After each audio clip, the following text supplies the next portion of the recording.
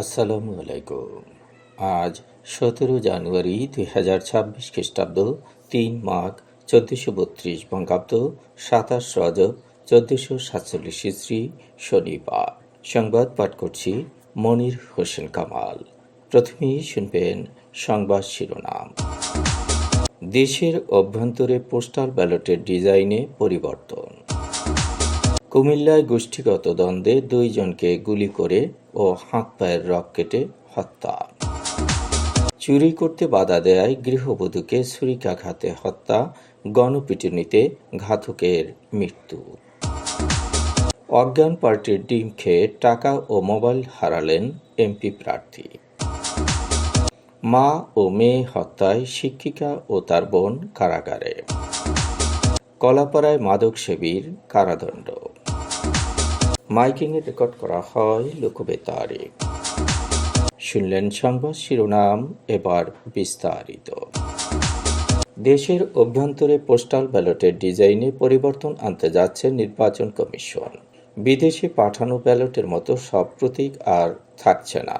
নতুন ডিজাইনের পোস্টাল ব্যালটে শুধু চূড়ান্ত প্রার্থীর নাম ও প্রতীক থাকবে।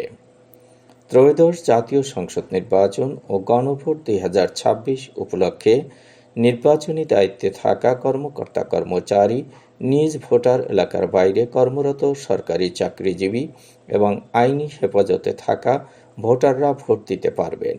পোস্টাল ব্যালটে ভোট দিতে 15,33,683 জন নিবন্ধন করেছেন, আর দেশের বসবাসরত ভোটার রয়েছেন 7,61,141 জন।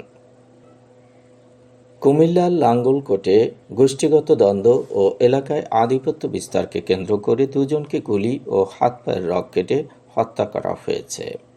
শুক্রবার দুপুর 12:30টার দিকে বক্সগঞ্জ ইউনিয়নের দক্ষিণ আলিয়ারা গ্রামে এ ঘটনাটি ঘটেছে। এ ঘটনায় আরও অন্তত 5 জন গুরুতর আহত হয়েছেন। নিহত 2 জন হচ্ছেন দক্ষিণ আলিয়ারা গ্রামের সালে আহমেদ ও তার ভাতিজা দেলোয়ার হোসেন নয়ন। তারা একই গ্রামের বাসিন্দা ও ইউনিয়ন পরিষদের সদস্য প্রয়াত সালে আহমেদ গোষ্ঠীর সদস্য। তাদের ওপর হামলার অভিযোগ উঠেছে একই গ্রামের খায়ের আহমেদ গোষ্ঠীর বিরুদ্ধে। এর আগে গত বছরের 3 আগস্ট গোষ্ঠীগত দ্বন্দ্বে খায়ের আহমেদ গোষ্ঠীর আলাউদ্দিনকে বাড়ির সামনে থেকে তুলে এনে হত্যার অভিযোগ উঠেছিল সালে আহমেদ গোষ্ঠীর বিরুদ্ধে। আলাউদ্দিন স্থানীয় সাবেক ইউপি সদস্য ছিলেন। দক্ষিণ আলিয়ারা গ্রামে 2 গোষ্ঠীর মধ্যে দীর্ঘদিন ধরে আধিপত্য বিস্তার নিয়ে বিরোধ চলে আসছে। এ নিয়ে একাধিকবার তারা সংঘর্ষে জড়িয়েছে। সালে আহমেদ ও খায়ের আহমেদ গোষ্ঠীর মধ্যে গত বছরের 25 জুলাইও সংঘর্ষের ঘটনা ঘটে। ওই দিন দফায় দফায় সংঘর্ষে 15 জন সররা গুলিবিদ্ধ সহ উভয় পক্ষের অন্তত 25 জন আহত হয়। এ সময় ঘরবাড়ি ভাঙচুর ও অগ্নিসংযোগের ঘটনা ঘটে। ওই ঘটনার পর 3 আগস্ট সাবেক ইউপি সদস্য আলাউদ্দিনকে বাড়ির সামনে থেকে তুলে এনে কুপিয়ে ও গুলি করে হত্যা করা হয়। নারায়ণগঞ্জের রূপগঞ্জে চুরি করতে বাধা দেয় গৃহবধূ আমেনা বেগমকে ছুরিকাঘাতে হত্যা করেছে দুর্বৃত্তরা। এ সময় এলাকাবাসী ঘাতক মেহেদি নামে একজনকে আটক করে। পরে উত্তেজিত জনতার গণপিটুনিতে তার মৃত্যু হয়। শুক্রবার বিকেল 3:30টার দিকে রূপগঞ্জে কাঞ্চন পৌরসভার কেরাবো এলাকায় এ ঘটনাটি ঘটে। নিহত আমেনা বেগম কেরাবো এলাকার কামরুজ্জামান বাবুলের স্ত্রী। গণধোলাইয়ের নিহত মেহেদি কাঞ্চন পৌরসভার মস্তাপুর এলাকার রেজাউলের ছেলে। তিনি টাইলসের কাজ করতেন। কেরাবো এলাকার কামরুজ্জামান বাবুলের বাড়িতে 4 দিন আগে টাইলস বসানোর কাজ করেছিল মেহেদি হাসান সহ কয়েকজন। শুক্রবার দুপুরে বাড়ি ফাঁকা পেয়ে চুরির উদ্দেশ্যে মেহেদি ঘরের ভেতরে প্রবেশ করে। এ সময় ঘরের ভেতরে থাকা আমেনা বেগম তাকে বাধা দিলে মেহেদি তার হাতে থাকা ধারালো ছোরা দিয়ে উপর্যুপরি আঘাত করে।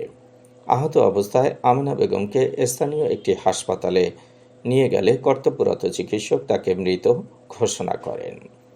এদিকে ঘাতক মেহেদি পালিয়ে যাওয়ার সময় আশেপাশের লোকজন তাকে আটক করে। আমেনা বেগমের মৃত্যুর খবর এলাকায় ছড়িয়ে পড়লে উত্তেজিত জনতা আটক মেহেদিকে গণপিটুনি দিলে ঘটনাস্থলেই তার মৃত্যু হয়।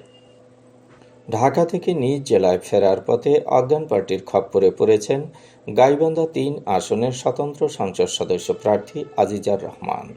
এ ঘটনায় তিনি নগদ টাকা ও মোবাইল ফোন খুইয়েছেন। শুক্রবার বিকেলে পিঙ্কি এন্টারপ্রাইজের একটি বাসে ঢাকা থেকে গাইবান্ধা যাচ্ছিলেন আজিজার রহমান। পথিমধ্যে বাসের ভেতরে অজ্ঞান পার্টির সদস্যরা কৌশলে তাকে ডিম খাওয়ায়। এরপর তিনি জ্ঞান হারিয়ে ফেলেন।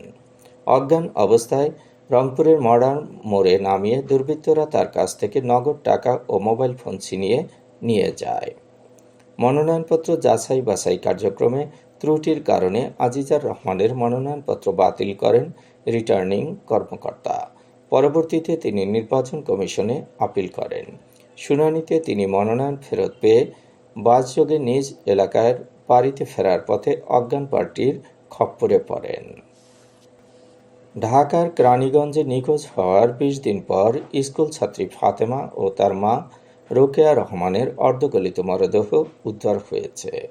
গ্রেপ্তার মিম ও তার ছোট বোন নূরজাহানের স্বীকারোক্তি নিয়েছে পুলিশ। গৃহ শিক্ষিকা মিম ও ভিকটিম রোকেয়া রহমানের মধ্যে দীর্ঘদিনের সুসম্পর্ক ছিল। রোকেয়া রহমান গ্রান্টার হয়ে মিমকে ৩টি এনজিও থেকে ১.৫ লাখ টাকা ঋণ তুলে দিয়েছিলেন, কিন্তু কিস্তি দিতে ব্যর্থ হয় তাদের মধ্যে সম্পর্কের অবনতি ঘটে এবং প্রায় ঝগড়া হতো। গত ২৫ ডিসেম্বর বিকেলে ফাতেমা তার শিক্ষিকা মিমের বাসায় পড়তে গেলে নূরজাহান তাকে গলায় চাপ দিয়ে শ্বাসরোধ করে হত্যা করে। এরপর ফাতেমার মাকে ফোন করে জানানো হয় তার মেয়ে অসুস্থ। রোকেয়া রহমান তড়িঘড়ি করে ওই বাসায় ঢুকলে নূরজাহান পেছন থেকে ওড়না দিয়ে তার গলায় প্যাঁচ দেয় এবং মিম ধাক্কা দিয়ে তাকে ফেলে দেয়। এরপর দুই বোন মিলে শ্বাসরোধ করে রোকেয়াকেও হত্যা করে। হত্যার পর মায়ের লাশ খাটের বক্সের ভেতরে এবং মেয়ের লাশ বাথরুমের ফলস ছাদের উপর লুকিয়ে রাখা হয়। এরপর খুনি দুই বোন স্বাভাবিক জীবনযাপন করতে থাকেন। কলাপাড়ায় পৃথক অভিযানে ইয়াবা সেবনের অপরাধে ২ জনকে বিনাশ্রম কারাদণ্ড ও অর্থদণ্ড প্রদান করা হয়েছে। শুক্রবার রাত ৯টার দিকে লালুয়া ইউনিয়নের সনখোলা এলাকায় আলামৃদ্ধা নামের এক ব্যক্তিকে ইয়াবা সেবনের দায়ে ২১ দিন বিনাশ্রম কারাদণ্ড ও ১০০ টাকা অর্থদণ্ড, অনাদায়ে আরও ৫ দিনের বিনাশ্রম কারাদণ্ড দেয়া হয়। এ সময় তার কাছ থেকে জব্দ করা ৪টি ইয়াবা ট্যাবলেট প্রকাশ্যে পুড়িয়ে বিনষ্ট করা হয়। এর আগে একই দিন বিকেলে ইয়াবা সেবনের অপরাধে অপর এক ব্যক্তিকে ৭ দিনের বিনাশ্রম কারাদণ্ড ও ১,০০০ টাকা অর্থদণ্ড, অনাদায়ে ২ দিন বিনাশ্রম কারাদণ্ড প্রদান করা হয়। ভ্রাম্যমাণ আদালত পরিচালনা করেন কলাপাড়া উপজেলা সহকারী কমিশনার ভূমি ও নির্বাহী ম্যাজিস্ট্রেট মোহাম্মদ ইয়াসিন সাদেক। মাইকিংয়ে রেকর্ড করা হয় লোকবেতারে। সুমধুর ও সুস্পষ্ট কণ্ঠে মাইকিংয়ের জন্য লোকবেতারের বিকল্প নেই। লোকবেতারের সাউন্ডপ্রুফ স্টুডিওতে করা হচ্ছে গান ও নাটকের রেকর্ড। সেই সাথে লোকবেতারে নামমাত্র টাকায় প্রচার করা হচ্ছে বিজ্ঞাপন। ১৫ সেকেন্ডের বিজ্ঞাপন প্রচারিত হচ্ছে মাত্র ৫০০ টাকায়, ৩০ সেকেন্ডের বিজ্ঞাপন ১,০০০ টাকা, ৪৫ সেকেন্ডের বিজ্ঞাপন ১,৫০০ টাকা আর ১ মিনিটের বিজ্ঞাপন প্রচার করা হয় মাত্র ২,০০০ টাকায়। নির্ধারিত টাকার বিনিময়ে প্রতিদিন কমপক্ষে ৫ বার করে পুরো ১ মাস বিজ্ঞাপন প্রচার করা হবে।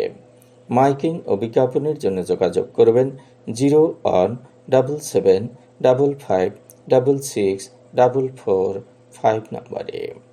এবারে শুনবেন আবহাওয়ার খবর।